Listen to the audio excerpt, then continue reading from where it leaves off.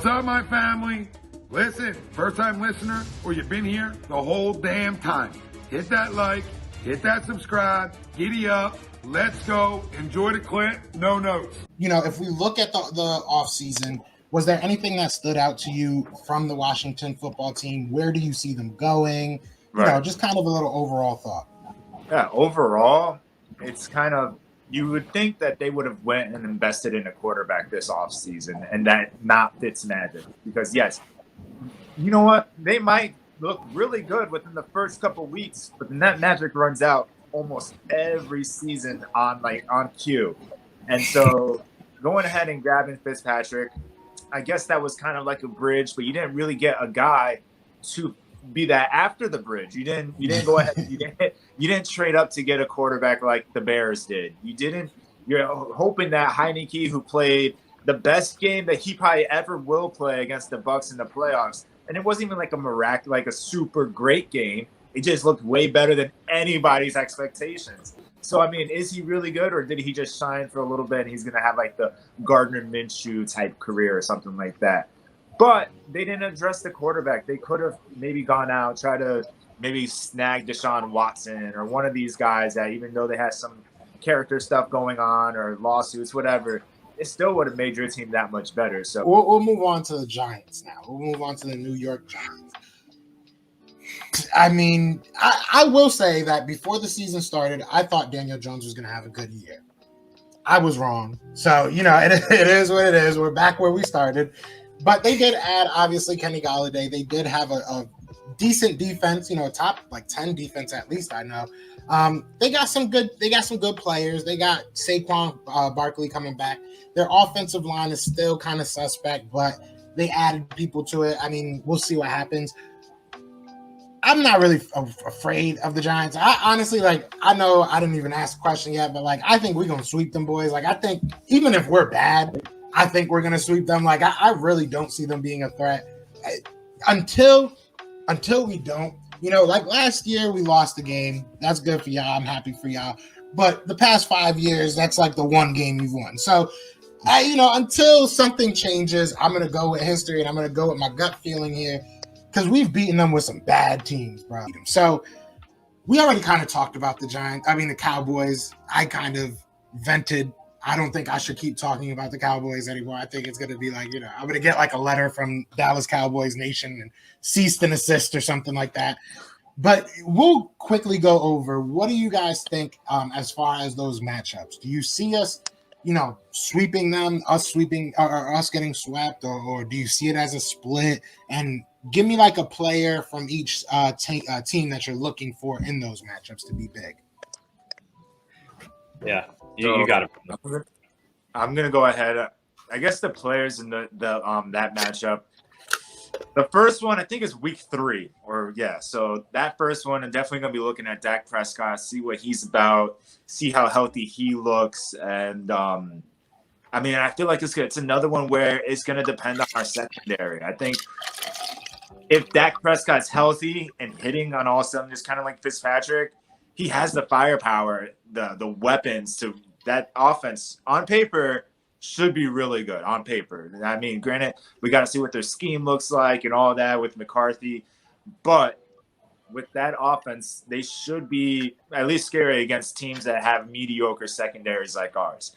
Hopefully we can slow Zeke down, but if Zeke can't be slowed down, I don't know what we're going to do. So definitely Dak, if he's healthy and not cooking, then I can see that being a threat. And then our secondary, like I said, that's going to be early in the season, that first game. So we're really going to have to see maybe if the Falcons still have Julio and Kyle Pitts, if we can slow them down, maybe they'll build some confidence up in the secondary by week 3. But that's definitely going to be one. And then by the end of the season, when it comes down to who's going to win this division based off that game, I think that's a game. That's why I'm going to go with the split. I think the Cowboys might win the first one and we win that last one to win the division. I think with the money on the line, I have my birds all day, every day.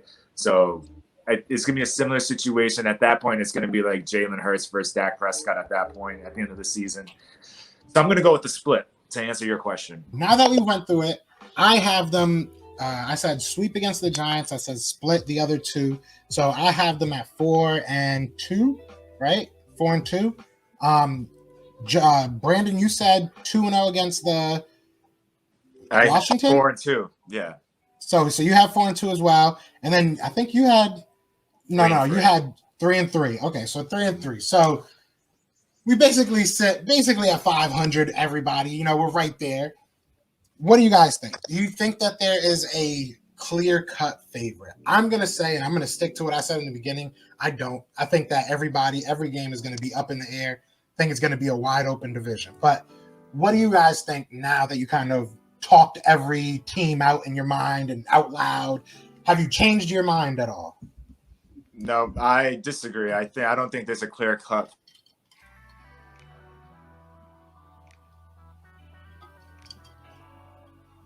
You're muted. Oh, am I? I got a phone call.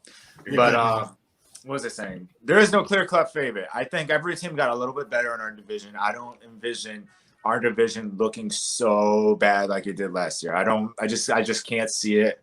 I think everyone got a little bit better. I think especially the other three teams, they all had brand new coaches last year.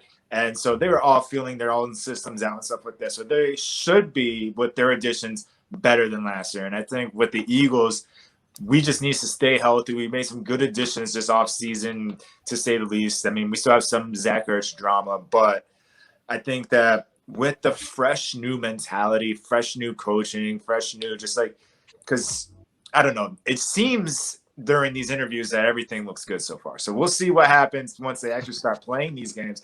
But right now, everyone just seems refreshed. Everyone seems like they're motivated to go. So we'll see. I'm hoping and praying the Slim Reaper is what he is, and he ends up coming out here and killing it. But I don't think there's a clear-cut favorite. It's hard for me to say right now.